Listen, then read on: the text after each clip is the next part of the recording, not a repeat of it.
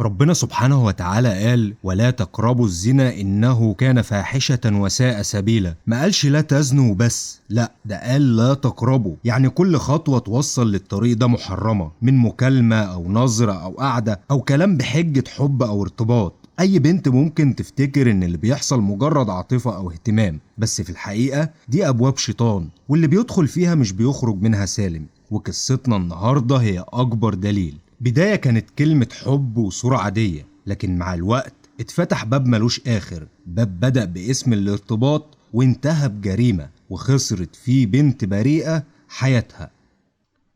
سلمى بنت عندها 17 سنة، هادية وطيبة ومتربية. أمها كانت على طول مشغولة وأبوها شديد شوية، بيحب بنته تبقى بنت محترمة زي ما بيقول، بس عمره ما قعد معاها يفهمها يعني إيه تحب ولا يعني إيه حد يستغلها باسم الحب. سلمى كانت بتحب تضحك وتتصور وتلبس حلو، وكانت بتحلم بحد يحبها زي ما بيحصل في الأفلام والمسلسلات، لحد ما ظهر في حياتها يوسف. يوسف عنده 21 سنة، ساكن في منطقة تانية، دايما في خروجات وكافيهات ولبسه غالي. محدش يعرف بيصرف منين ولا بيشتغل ايه، بس اللي عارفينه انه بيعرف يلعب بالكلام وبيعرف يقنع اي بنت انها الوحيدة في حياته. يوسف كان بيصطاد بنات صغيرة زي سلمى، يبدأ بكلمتين حلوين ويكسب الثقة، وبعدين يبدأ يطلب طلبات شكلها بسيط، وأول ما الباب يتفتح بيبقى مستحيل إنه يتقفل. كل حاجة بدأت من طلب صداقة. كانت قاعدة على السرير، موبايلها في إيديها، وبتهرب من خناقة عادية في البيت زي كل يوم. دخلت على فيسبوك ولقت إشعار إن في واحد اسمه يوسف بعت لها طلب صداقة. فتحت الأول البروفايل، صورته ملفتة وشكله هادي، ومفيش أي حاجة مستفزة في البروفايل بتاعه،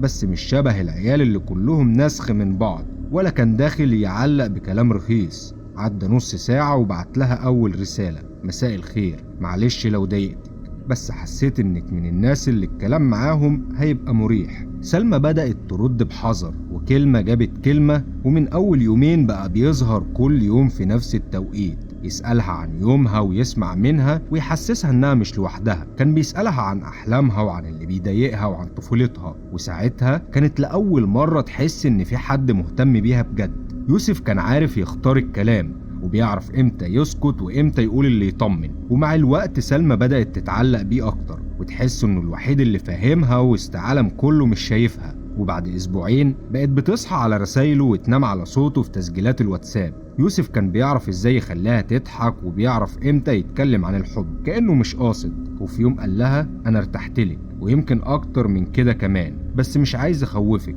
وردت هي بعد دقيقة من التردد: أنا كمان حاسة بحاجة بس خايفة. وبدأت العلاقة تبقى علاقة حب واضحة. من اليوم ده بقوا يتكلموا بالساعات وهم عارفين إن ده بقى ارتباط. وبعد أول أسبوع بعت لها أول صورة ليه في الجيم، وردت بعدها بصورة سيلفي عادية، وبعدها بصورة تانية شعرها سايب وضحكة خفيفة. يوسف قال لها: انت جميلة قوي، ليه مش بتنزلي صورك دي؟ ضحكت وقالت: أصل بابا عصبي جدا وشديد ومش بحب المشاكل. وفي يوم بعد كلام رومانسي طويل بينهم، يوسف كتب لها وقال لها: نفسي اشوفك اكتر، وطلب منها انها تبعت له صور ليها وهي لابسه حاجه خفيفه، يعني لبس من لبس البيت. لكنها قرت الرساله وسكتت، وفضلت ماسكه التليفون اكتر من نص ساعه، وبعدين ردت عليه وقالت: لا يا يوسف، مش بحب كده ومش مرتاحه. لكنه مردش، قرا الرساله وبعدها قفل الواتساب. عدى يوم ويومين، هي تبعت وهو يرد بردود سطحية، كلام بارد مفهوش ضحك ولا اهتمام. وبعد اسبوع تسأله: ايه سبب تغيرك معايا؟ عشان يقول لها: لا ولا حاجة، بس واضح اننا مختلفين وانا مش بحب اضغط على حد. وقتها قلبها وجعها وحست انها بتخسره، خافت من انه يسيبها او من انها تبقى وحيدة تاني. هي كانت عايشة فراغ، ويوسف كان اول حد يديها احساس انها مهمة. فاعتذرت له وقالت له: يمكن كنت مبالغة، بس مش علشان مش واثقة فيك، علشان خايفة لو الصور دي حد شافها. وبعدها طلبت منه وقالت له وعد انه ما يأذيهاش، وساعتها تفكر وتغير رأيها عشان يرد بعدها ويقول لها انه مش زيهم، وانه بيحبها ومش ممكن يأذيها، وعمره ما هيحتفظ بحاجة ممكن تضرها. دي بينا احنا الاتنين وبس. وبالليل بعتت له اول صورة، ومن هنا اتكسرت اول حاجة جواها. بعد ما بعتت له أول صورة، يوسف رجع تاني لحنيته، رجع يكتب لها كل يوم صباح الخير، مساء النور، كلام حب واهتمام، وده خلاها تطمن اكتر وتحس انها كانت غلطانة في خوفها. بس بعد كام يوم كتب لها: الصورة اللي بعتيها كانت جميلة، بس نفسي اشوفك من غير البلوزة، وطبعا بمسح الصور على طول. لكنها اتوترت وابتدت تقول له بلاش وانها مش مرتاحة، عشان يرد عليها ويقول لها انه عارف انها بنت محترمة وعشان كده بيطلب منها مش من اي حد تاني، وانه شايفها مراته في المستقبل وبينه وبينها مفيش اي حواجز. وفضل يكلمها يوم ورا التاني ويعيد نفس الطلب، بس من غير ضغط مباشر وبالالحاح اللي فيه حنية. وفي لحظة ضعف كانت زعلانة من اهلها وفي بينهم مشاكل، وحكت له عن المشاكل دي وقالت له: انا هموت لو سبتني. يوسف استغل اللحظة دي وقال لها: طب اثبتيلي انك ليا، ابعتيلي اللي طلبته وهعرف انك مش هتتخلي عني ابدا. سلمى بعتت الصورة التانية وصورة بعد صورة، ويوسف كل مرة كان بيطلب أكتر، وطبعا مش محتاج أوضح الطلبات اللي كان بيطلبها. وكل مرة كان بيطلب فيها سلمى كانت بتتردد، بس كانت خايفة تخسره أكتر من خوفها من الصور. وبعد ما العلاقة استمرت على السوشيال ميديا لمدة شهر ونص تقريبا، يوسف بدأ ينتقل لمرحلة تانية، انه عايز يقابلها. في الاول البنت كانت رافضة ومترددة، خايفة من شكلها قدام الناس وخايفة من نفسها كمان، لكن مع الوقت وتحت ضغط كلامه المستمر وافقت. اختار كافيه في منطقة مش قريبة منها، وقال لها انه عايز يقعدوا براحتهم من غير ما حد يضايقهم او يشوفهم. اول ما وصلت كان مستنيها لابس شيك ووشه فيه ابتسامة هادية، بس عينيه مركزة على جسمها. من اول لحظة بدأت ملامحه تتغير عن الصورة اللي كانت في خيالها، كلامه بقى اجرأ ونظراته مش ثابتة ودايما نازلة على جسمها. اول ربع ساعة كانت قعدة عادية ما بينهم، ضحك وشوية مواقف وهزار، بس بعد كده يوسف بدأ يقرب منها. لمسة خفيفة في الأول على إيديها أو على ظهر الكرسي اللي وراها، كانت بتعديها وبتقنع نفسها إنها صدفة أو حركة بريئة، بس الحقيقة إنه كان بيجس النبض، بيشوفها تسكت ولا لأ. لمسها تاني بس المرة دي كانت أكتر وأطول. لحظتها هي اتخضت وبعدت جسمها، لكنه كان مصر. فضل يكمل كلامه عادي كأن مفيش أي حاجة، كأن اللي بيحصل طبيعي ومش مستغرب. بعدها قامت وقالت له إنها لازم تمشي، ما اتكلمتش كتير ولا وجهت له لوم، بس سابته ومشيت وهي جواها حالة غريبة، خوف وقلق وندم، لكنها كانت بتقنع نفسها ان الموضوع هيقف لحد هنا ومش هتكمل معاه، وانها لازم تنهي العلاقة دي. في نفس اليوم بعد ما وصلت البيت لقت رسالة منه ما كانتش فيها ولا كلمة، بس كانت عبارة عن صورة من الصور اللي كانت بعتها له. هي كانت فاكرة انه امان ليها وانه بيحبها وانه عمره ما هيستخدم الصور ضدها. فضلت تبص للصورة ومش مصدقة، وبعدها جت رسالة تاني، رسالة بصيغة امر: مشيت من الكافيه وانا لسه ما خلصتش كلامي معاكي، لازم نتقابل تاني، بس المرة دي مش في الكافيه. سلمى ما ردتش وخافت، وبعدها بساعات بعت لها صورة كمان، وبعدها رسالة اوضح: لو مفكرة انك هتتجاهليني ابقى افتكر الصور دي وافتكر انا ممكن اعمل بيها ايه. في اللحظة دي كانت البنت خلاص ابتدت تفهم ان اللي كانت فاكراه انه حب ما كانش غير لعبة، وان اللي قدامها مش واحد كان بيحبها، ده واحد عارف بيعمل ايه كويس ومرتب كل خطواته. بدأ يضغط عليها اكتر، الرسائل بقت يومية وكلها تهديد، يختار صورة من اللي عنده ويبعتها ويكتب سطر بسيط. سلمى كانت بتموت كل مرة بتفتح فيها الموبايل، نومها بقى أصعب ووقفت أكل، وما كانش فيه غير سؤال واحد بس في عقلها: هو ناوي يفضل ورايا لحد إمتى؟ وناوي يعمل إيه؟ وفي يوم اللي بعده بعت لها عنوان شقة من غير أي كلام، وبعدها رسالة واحدة: لو عايزة الموضوع يخلص تعالي. سلمى فضلت تفكر وترجع تقرا الرسائل والصور اللي عندها وتحاول تلاقي مخرج،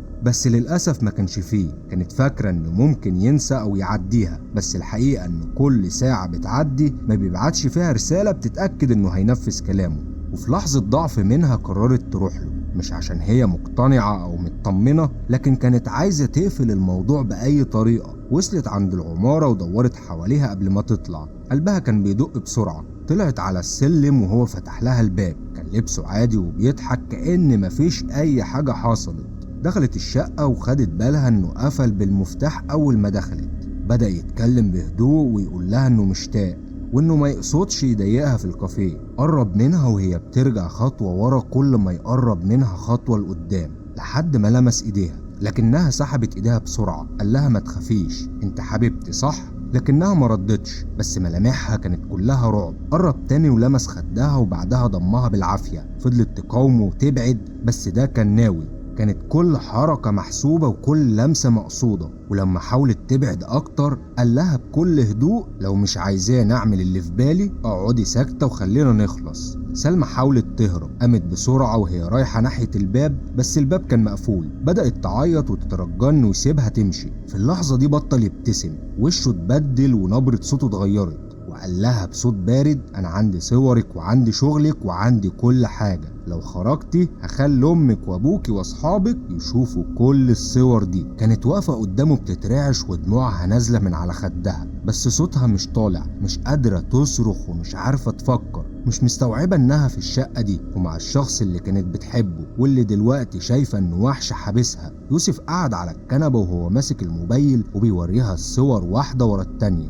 صور كانت فاكرة انها معاه هتبقى في امان وانه بيحبها ومش هيأذيها بيها، بس كل صورة دلوقتي بقت زي سكينة في قلبها. وقال لها اول ما ادوس على الزرار ده الصورة دي هتبقى عند ابوك وامك واصحابك وعند كل اللي تعرفيهم. الدنيا بدأت تسود حواليها. قرب منها وقال لها ما تقلقيش، مش هأذيكي، بس لازم تسمعي الكلام وتبقي ليا زي ما كنت قريبة مني على التليفون بصورك، تعالي قربي في الحقيقة. رجليها ما كانتش شايلاها وقعدت على الأرض مش قادرة تتكلم، وهو سألها بكل وحشية هتيجي معايا ولا ابعت الصور؟ وسكوتها كانت بالنسبة له انها موافقة. وبعد اقل من ساعة كانت على السرير في نفس الشقة، مش حاسة بجسمها ولا بروحها. كل حاجة كانت بتحصل وهي سايبة نفسها، مش بمزاجها ولا حتى بمقاومة منها. كانت بتحاول تهرب بعقلها من اللحظة دي، لكن كل لحظة كانت أسوأ من اللي قبلها. خلص وخد اللي هو عايزه منها وقام يلبس، وهي لسه نايمة على السرير باصة للسقف مش عارفة حتى تعيط.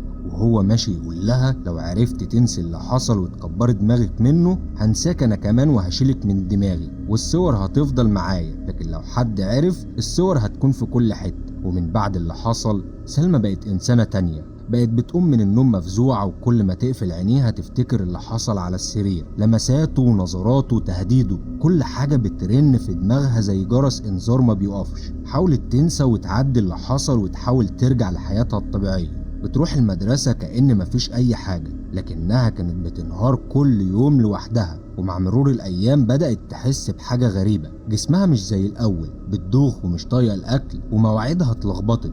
كانت بتقنع نفسها إنها مضغوطة نفسيا، بس القلق جواها كان بيكبر. استنت وحاولت تصبر، لكن لما فات شهر ورا شهر بدأت تحس بالرعب الحقيقي. سلمى راحت اشترت اختبار حمل، واما عملت الاختبار وظهرت العلامتين سابت الاختبار يقع من ايدها وقعدت تعيط على الارض. البنت اللي كانت ماشية باحترامها دلوقتي حامل من واحد وثقت فيه لكنه ابتزها وهددها واستغلها. بدأت تدور على أي مخرج، أي حد يساندها، بس ما كانش فيه حد. وصاحبتها لما حكت لها قالت لها اعملي أي حاجة بسرعة قبل ما حد يعرف. سلمى بدأت تسأل على عيادات وتدور على دكاترة، كله في السر. سلمى بدأت تبحث على النت على أي طريقة تنزل بيها الجنين، وعرفت إن في أنواع أدوية ممكن تعمل كده، وفي خلال يومين كانت جايبة الدواء. سلمى بدأت تاخد الجرعات بالترتيب اللي اتقالها عليه. في الأول كل حاجة كانت ماشية تمام، نزيف خفيف ووجع محتمل، لكن بعدها بساعات جسمها بدأ ينهار، ضغطها بيزيد ونبضها بقى أسرع، وبدأت تدخل في غيبوبة. لما وقعت على الأرض في أوضة نومها محدش كان عارف السبب الحقيقي. أمها لقيتها مرمية والدم مال الأرض. خدوها وراحوا المستشفى وهي شبه ميتة، وفي الطوارئ أول ما شافوها شكوا في محاولة إجهاض، والتحاليل أكدت إن في آثار أدوية قوية، وإن الأدوية دي ممنوعة في السوق وممنوع صرفها من غير وصفة طبية، وإن الأدوية بتستخدم في إسقاط الحمل. الحالة كانت متأخرة والنزيف موقفش، والمضاعفات بقت أكبر من قدرة جسمها إنها تتحملها. سلمى دخلت العناية المركزة وفضلت 3 ساعات في غيبوبة، لكن بعدها القلب يقف وتموت. ولما توفت بقى في بلاغ رسمي، الوفاة مش طبيعية، الحالة دي لازم تتحول للنيابة. وأول خطوة عملوها كان تفريغ الموبايل بتاعها والبحث ورا السبب الحقيقي لكل ده. واللي اتفتح بعد كده هو اللي قلب الموضوع من حالة وفاة عادية لقضية ابتزاز واغتصاب وتهديد. المباحث بدأت في الأول على إنها حالة انتحار، لكن أول ما ظهر الحمل في تقرير الطب الشرعي اتغير اتجاه التحقيق تماما، وتفريغ المحادثات كشفت كل حاجة، صور ورسائل وتهديدات. الولد كان واضح انه بيستغلها وابتزها، والضغط النفسي اللي كانت فيه هو اللي خلاها تلجأ لحل زي ده. اهلها ما كانوش يعرفوا اي حاجة لا عن علاقتها بيه ولا عن الحمل، اللي عرفوه كله كان من التليفون ومن تقرير الطب الشرعي اللي أكد إن البنت أخدت جرعة كبيرة من أدوية بتسبب تقلصات ونزيف. يوسف اتقبض عليه فورا. في الأول أنكر، لكن قدام الصور والرسايل والضغط الرهيب اللي كان عليه كان مضطر يعترف بالعلاقة. أنكر إنه كان عارف بحملها وإنها ناوية تعمل إجهاض، وفعلا ما كانش فيه أي دليل إنه كان على علم، بس التهديد والابتزاز كانوا واضحين، واستغلاله للصور خلى النيابة توجه له تهم تقيلة. القضية اتحولت من مجرد حالة وفاة غامضة لقضية رأي عام. بنت ماتت من الخوف والضغط عليها، وشاب ما عندوش ضمير استغل ثقة بنت فيه وابتزها. كل حاجة اتقلبت ضده. التقرير النفسي بيأكد ان البنت كانت في حالة انهيار، واقوال صحابها بتثبت انها كانت بتخاف منه. النيابة شافت ان حتى لو ما كانش يقصد يموتها فهو السبب في انها توصل للمرحلة دي، وفي الاخر اتحكم عليه بالسجن المشدد بتهمة هتك العرض والابتزاز الالكتروني والتسبب غير المباشر في وفاتها. وفي الاخر دي مش قصة حب، دي جريمة كاملة الاركان. بنت ماتت مش بس من الغلطة لكن من الخوف، خافت تقول لأهلها وخافت تواجه وخافت تعترف، فدفنت نفسها بإيديها. وشاب استغل الثقة ولبس قناع الحب، لكنه في الحقيقة كان بيجرها خطوة بخطوة للنهاية. يوسف ممكن يكون ما يعرفش إنها حملت، لكن القانون ما بيسيبش اللي يوصل واحدة للمرحلة دي ويكمل حياته عادي. الابتزاز والاستغلال والإكراه على العلاقة كل دي كانت جرايم. ونصيحتي لأي بنت، ما تخليش حد يضحك عليك باسم الثقة. الثقة مش معناها انك تضيعي ولا انك تسكتي. الصورة اللي بتتبعت في لحظة ضعف ممكن تدفعي تمنها العمر كله. وقولولنا في التعليقات، هل يوسف يستحق يتعاقب حتى لو ما شاركش في النهاية؟ ولو كنت مكان البنت هل هتسكتي ولا تواجهي؟ سلام عليكم.